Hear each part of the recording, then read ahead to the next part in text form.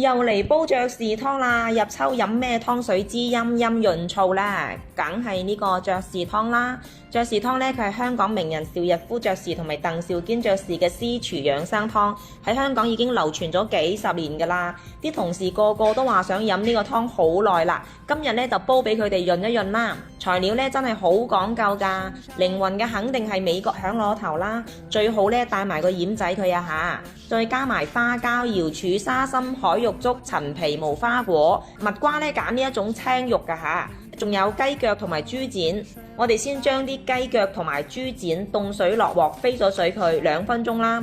其他材料都洗乾淨佢。無花果同埋海玉竹，我哋將佢切細少少，容易出味。其實呢個湯呢，你都可以擺海竹片嘅，就更加好啦。響螺頭呢，有時間呢就浸佢1晚，冇時間呢就煲佢2次啦。呢一個呢已經浸到1晚噶啦。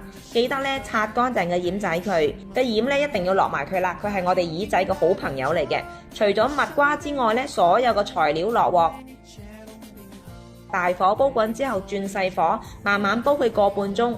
蜜瓜呢去咗皮佢切塊，加盡量少嘅水，用破壁機打成汁，隔渣備用。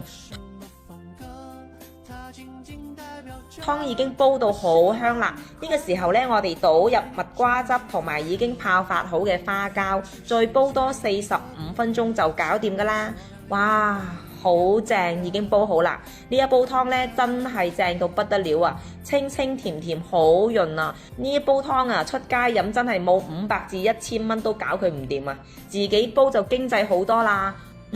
好好味啊！大家飲湯啦，有條件嘅你真係要試下佢啊！記得點個心心先走啊！